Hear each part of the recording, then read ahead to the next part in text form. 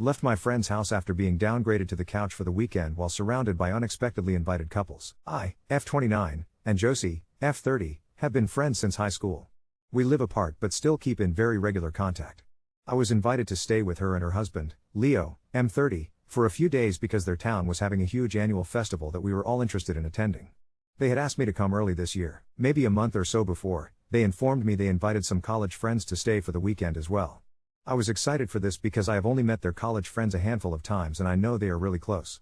The plan was for me to stay Thursday to Monday.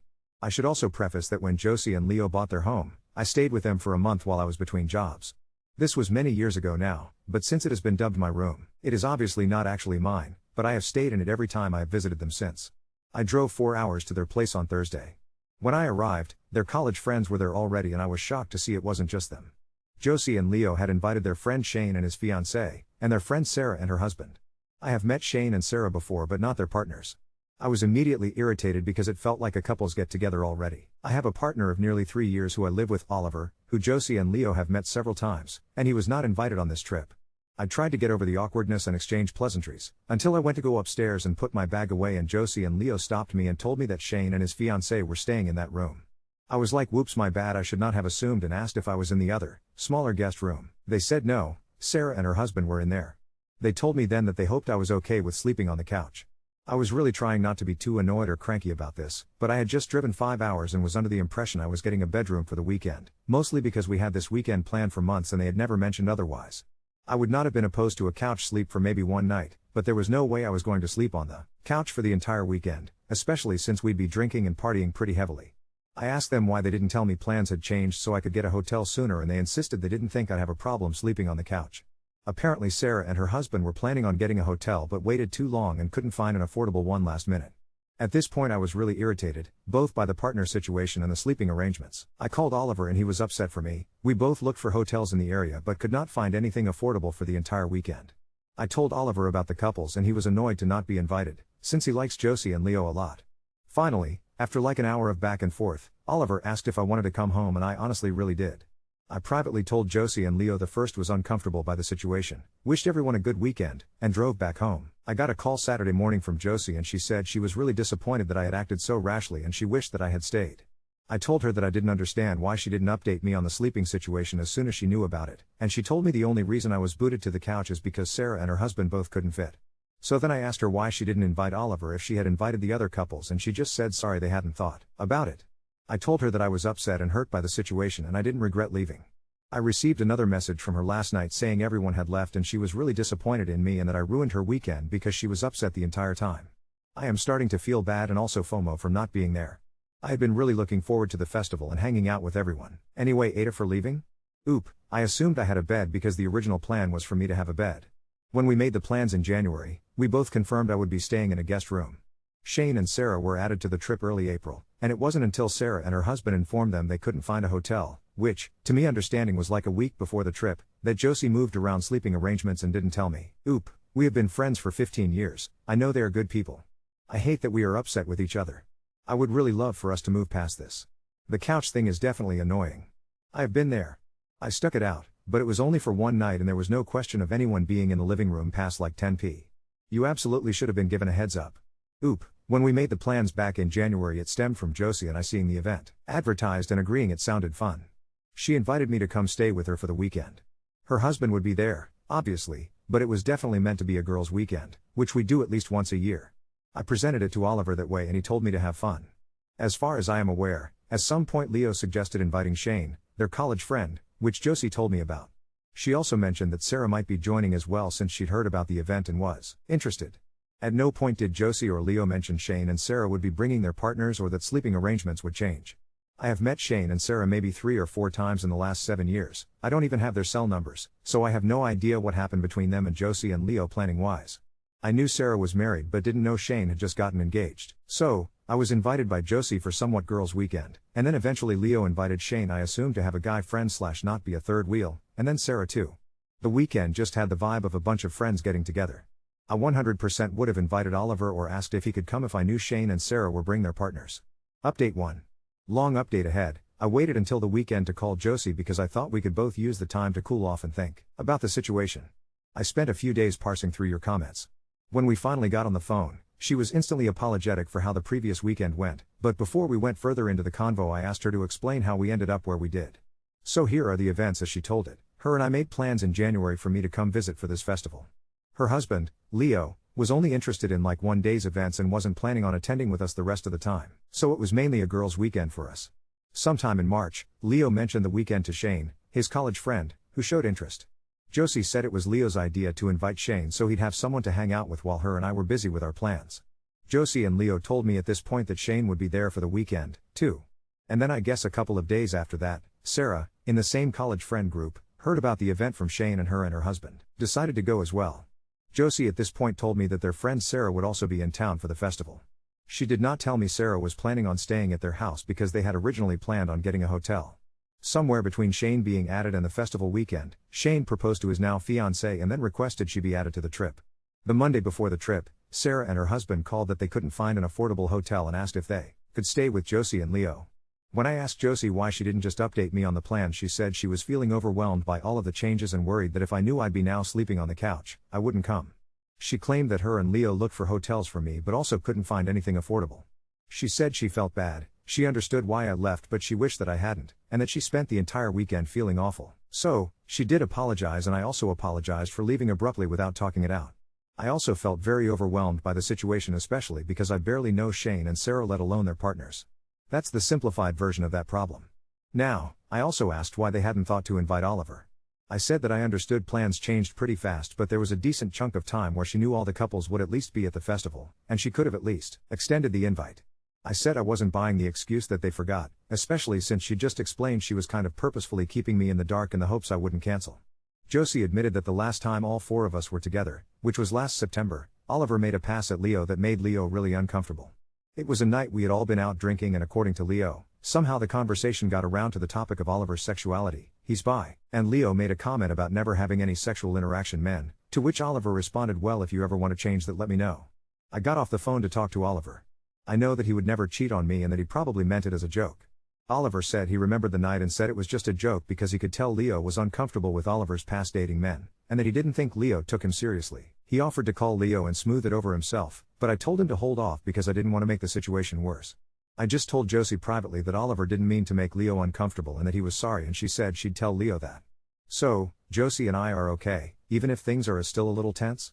I genuinely don't know what to do about the Leo/Oliver situation other than let it smooth over with time. I only see Josie 3 to 4 times a year and Oliver sees them maybe 1 to 2 times a year, so hopefully the next time we all want to do something it can just be forgotten? Update 2. It's very easy to say, I'm sorry you guys can't find a hotel. You're more than welcome to crash with us, but all the rooms/beds are accounted for. If you still want to come, you'll have the couch and the floor only. Maybe you can bring an air mattress. If you want to skip the trip over not getting the hotel, we'll understand. Your friend put every single one of these other friends before you. She relegated you the couch without even speaking to you, and hid the couch thing until you showed up so you wouldn't cancel. It's not okay. Her explanation doesn't explain why you get treated like a second-class citizen but all these other people are prioritized. Honestly, I would be taking some distance from this friendship in the future. You are not as important to her as she is to you, and she just showed you that. I would let it go. I would let there be a little distance. If she contacts you the future about hanging out, you make sure before agreeing that 1. It includes your partner, and 2. You have confirmed space/privacy or you make your own hotel reservations. Stop sharing a place with her. I definitely did not expect to be posting again, but hoo boy, the story decided it wasn't done with me. Last Thursday, randomly, Josie called me at lunch, brighter and more energetic than she's been in months, and said, we're coming to your city for a break. I wasn't even sure who he was, but it turned out she meant her, Leo, and Shane and his fiancée, who apparently cancelled their honeymoon plans for some reason I still don't understand. It's like the universe was taunting me. Josie wanted to make it up to me and planned a surprise, organizing a do-over friends weekend, but this time, in my town, and with me in on it. I had a weird feeling about it all. But I decided to just try to let go, be gracious, and enjoy, because I did miss her, and I did want to see everyone under less disaster-wise circumstances. Thursday night, they all rolled in, except Sarah and her husband, who got delayed and were driving up Friday. Almost immediately it was a little awkward. Josie ran up to hug me before she even got her bags in. Leo was super chill, but Shane's fiancée, whose name is Ellie, for clarity, couldn't stop asking about what local bars were lesbian-friendly, which I found funny given I've never been to one with Josie or Leo. Apparently, Ellie got it in her head that I was the cool city queer expert and wanted to do a night for the girls. So, we did just that. Josie and I got some rare alone time, which was actually nice, and she apologized again about the couch gate. She kept repeating, "I wanted you to feel like a priority again." It was genuine, but felt like there was something else she wanted to say. I told her everything was cool, that I really was ready to move on. She seemed relieved. We actually had a really good time, laughing, dancing, grabbing late-night burgers. For a moment, it felt like our old friendship again.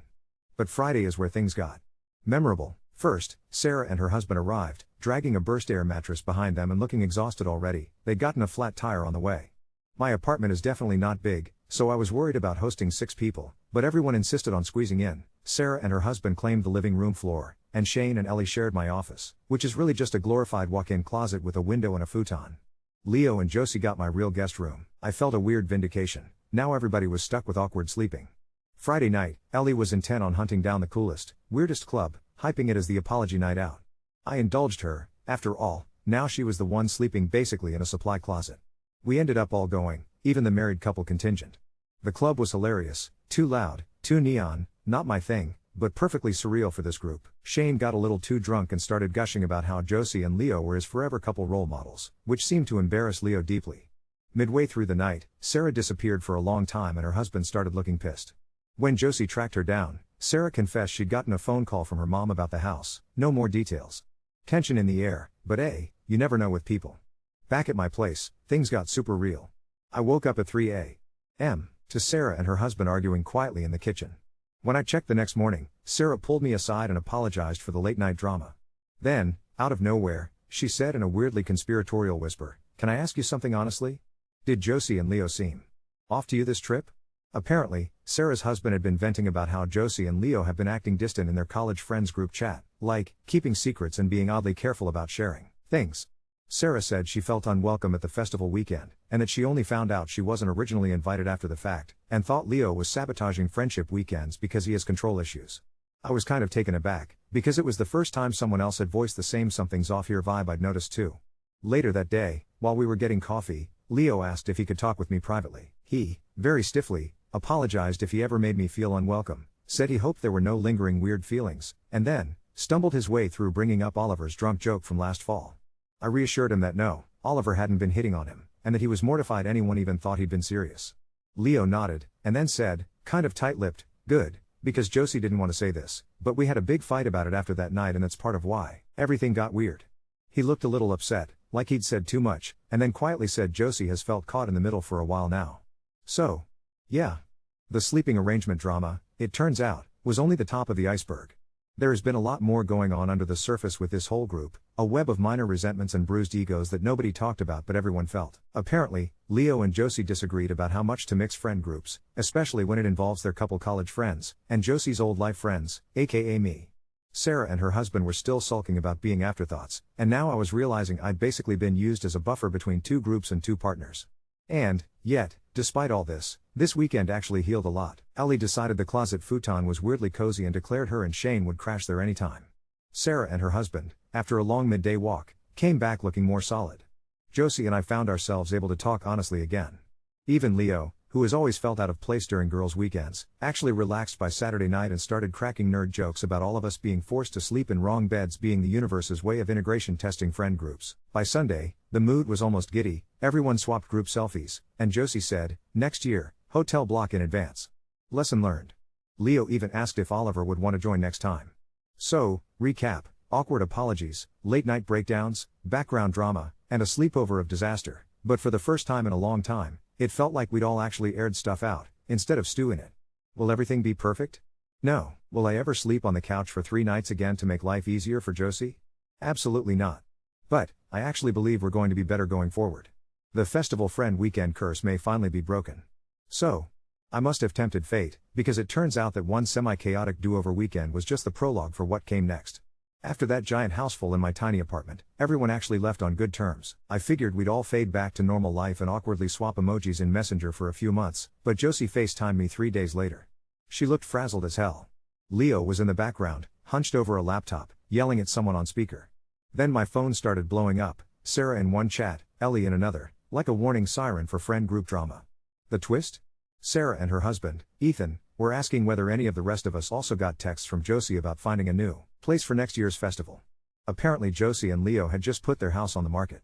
No warning, no one outside their immediate family knew. Shane and Ellie were convinced this meant the end of the home-based tradition for the friend group, and Ellie had started a group chat, RIP Festival House, that I woke up to on Wednesday with 19 unread messages, half of them memes, half mock obituaries for Josie and Leo hosted events. It got weirder. Josie messaged me privately, panicked, asking if she could come stay with Oliver and I for a week or two in August, maybe longer. She let slip there was family stuff and the house situation sucks. When I asked if she and Leo were okay, she got a little cagey, but said she desperately needed a best friend weekend, just us this time. As it turns out, the house wasn't just being sold, it might actually be foreclosed, and Josie blamed Leo for some financial blunders going back a few years. I've never heard her sound that raw before. She was angry, crying, not just stressed about the move but furious at Leo for ruining the last constant in her life. She admitted she felt like she lost her friend group, her sense of home, and maybe even her marriage. I spent the next few days talking to her, to Leo, and to basically everyone, because I really didn't want to play therapist, but apparently I am the default. Sarah admitted she and Ethan almost didn't come to my place because they'd been mid-argument for weeks. The house drama and feeling unwelcome at the previous festival weekend was the tip of the iceberg, and both had questioned if anyone actually wanted them around.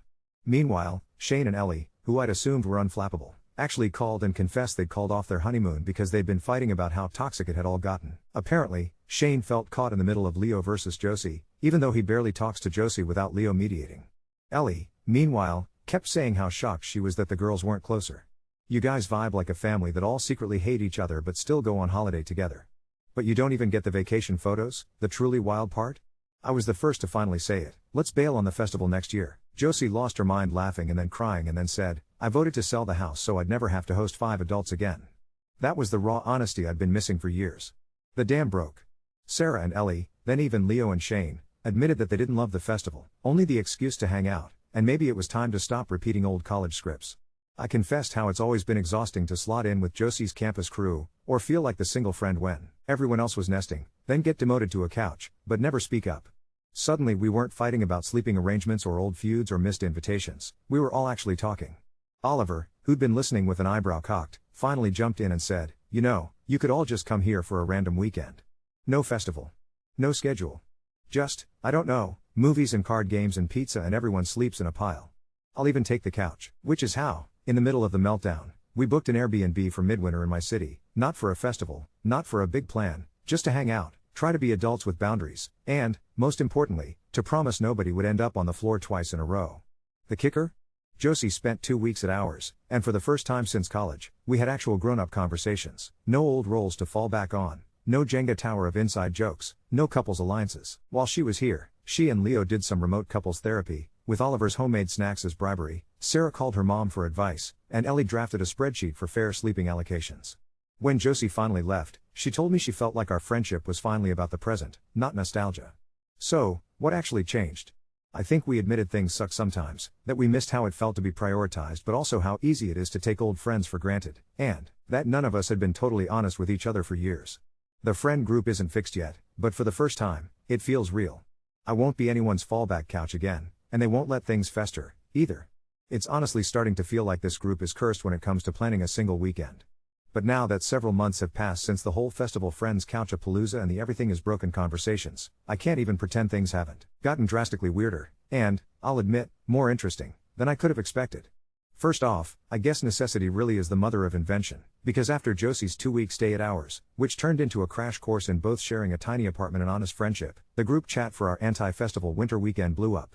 I think the key was that for once, nobody wanted to host. Sarah especially was adamant, I will pay extra for a king bed, I'm not arguing over couch cushions with adults again. Even Shane and Ellie were, for once, on board with a group plan that didn't involve a booze-soaked party and 20 subtexts of simmering resentment. So we split the cost, picked a semi-hideous but massive Airbnb an hour outside my city, and no couples, not even Josie and Leo, got dibs on anything. Ellie's sleeping spreadsheet ruled with a velvet-gloved iron fist. We even let Oliver pick the movies, which led to some deep debates over what really counts as a comfort movie. Ellie, disturbingly, bakes while watching Swedish crime thrillers. I didn't realize a weekend of nothingness in a rental house could actually push people to be more themselves. There was no event or tradition to hang group identities on, so people actually had to be honest.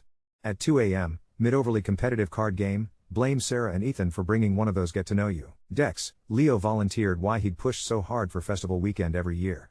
Long story short, it wasn't about tradition, but avoiding the possibility that, without something, everyone would see how frayed the edges had gotten.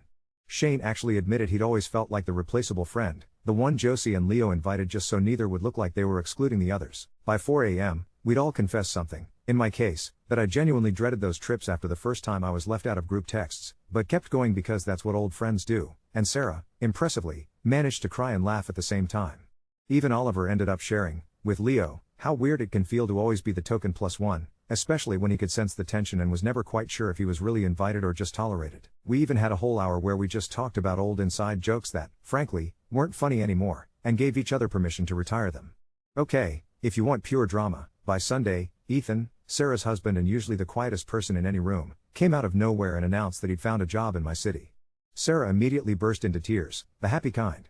Turns out she'd been quietly lobbying for a move ever since the last festival flop, low-key blaming their marriage struggles on the friend group dynamics. Next thing we know, they're house hunting 2 blocks from Oliver and me and inviting us to a backyard barbecue before they've even signed the lease. For once, I was the insider who knew the neighborhood. Am I Sarah's new local bestie? Only time will tell. As for the infamous house, it did, in fact, sell, but not before becoming the weirdest friend artifact I've ever seen. Josie hosted one last open house picnic, inviting childhood neighbors, her parents, yes, shrill as always, the college crew, me, and, hilariously, Ellie's random friend from her adult dodgeball league. We held a funeral for Josie and Leo's battered IKEA couch. We all signed the bottom with Sharpie and made Josie promise never to make anyone sleep on a couch full-time ever again.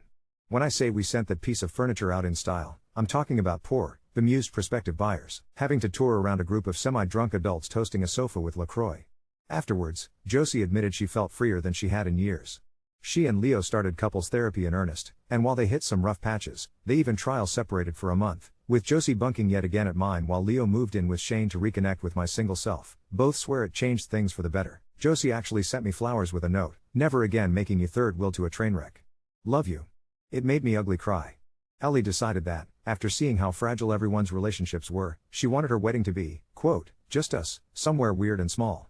She invited Josie and me to help her shop for a dress and vetoed anything that even remotely resembled a group trip. Shane was so relieved he actually offered to officiate his own wedding, though we all told him no. Fun twist, the only person they didn't invite to the very tiny courthouse thing? Sarah's mother, who apparently was the instigator behind most of the group's drama, thanks to a series of helpful suggestions. Sarah is still gently ghosting her. Progress, here's what's actually happened since. 4 months on, we've had movie nights, recipe exchange potlucks, and, my favorite, a give the couch a rest night where we all brought sleeping bags and made everyone pick a random spot. No more organized couples, no rigid beds, just people and laughter and the occasional round of tears. Ellie framed the sleep spreadsheet. Leo, always the nerd, made tiny trophies for most improved friend communication and gave me a certificate for best couch survivor. It still hangs on my fridge. Best of all? The group chat is alive, but now it's memes, embarrassing pet photos, genuine are you okay? Check-ins, and, most shockingly, talking about boundaries. Sarah, of all people, asked before inviting Ethan's high school friend to tag along one night.